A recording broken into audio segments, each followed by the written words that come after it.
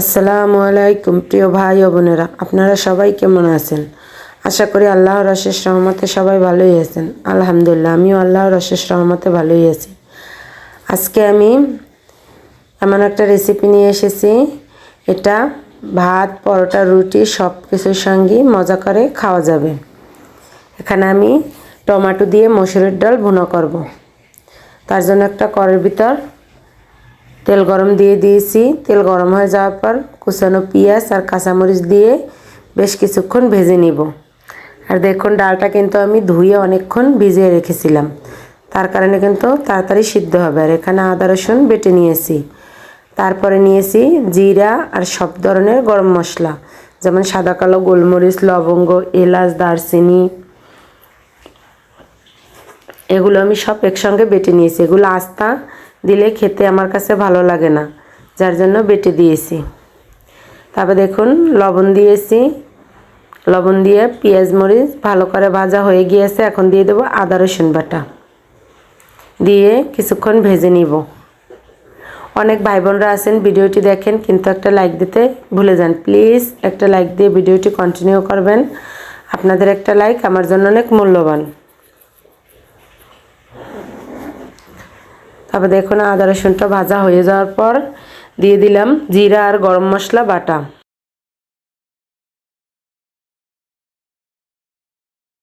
এটাও কিছুক্ষণ ভেজে তারপর দিয়ে দিলাম পানি দিয়ে এখন কিন্তু আমি বাকি সব গুঁড়ো মশলা দিয়ে দিব। এখানে দিয়ে দিলাম 1 চামচ হলুদের গুঁড়া, তারপর দিয়ে দিলাম 1 চামচ ধনিয়ার গুঁড়া, অল্প একটু শুকনো মরিচের গুঁড়া দিয়ে এখন আমি এটা ভালো করে কষিয়ে নেব, একদম তেল ছেড়ে দাও অবধি।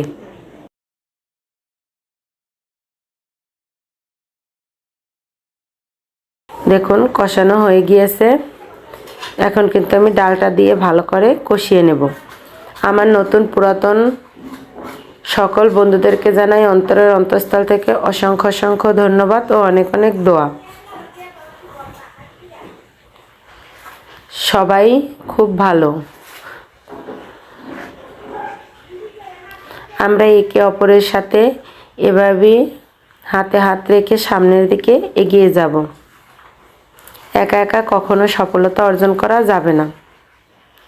তারপর দেখুন, ডালটা কিন্তু আমি ভালো করে কষিয়ে নিয়েছি। একদম শুকনো শুকনো করে কষিয়ে নেব। আর এই ডালটা খেতে কিন্তু দারুণ মজা হয়। ডাল যদি এরকমের সব ধরনের মশলা দিয়ে রান্না করা হয়, মাংসের মতন সুন্দর একটা ঘ্রাণ আসে, আর খেতেও কিন্তু দারুণ মজা হয়। তারপর দেখুন, দিয়ে দিলাম পরিমাণ মতন ঝোল। ঝোলটা দিয়ে ভালো করে নেড়েচেড়ে মিশিয়ে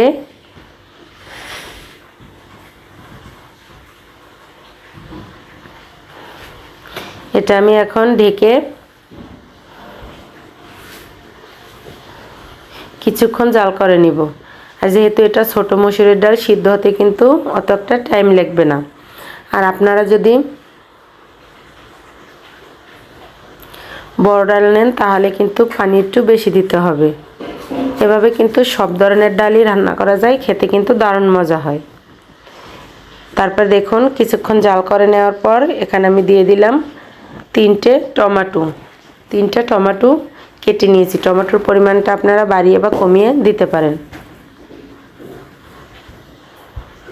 টমেটোটি দিয়া আবার কিছুক্ষণ জাল করে নিব।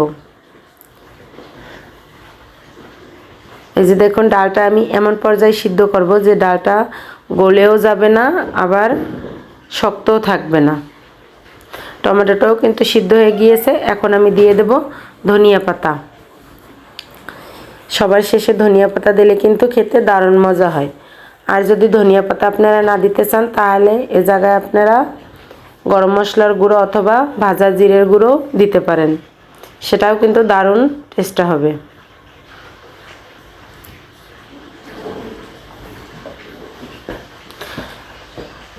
আর আমার ভিডিওটা যদি কোনো নতুন বন্ধুদের কাছে ভালো লাগে থাকে তাহলে চাইলে আমার চ্যানেলটি সাবস্ক্রাইব করে পাশে থাকা অল বাটনটি বাজিয়ে রেখে দিতে পারেন। আমি কোনো ভিডিও ছাড়ার সঙ্গে সঙ্গে আপনাদের কাছে নোটিফিকেশন চলে যাবে, আপনারা আপনাদের সময় সুযোগ মতন দেখে নিতে পারবেন।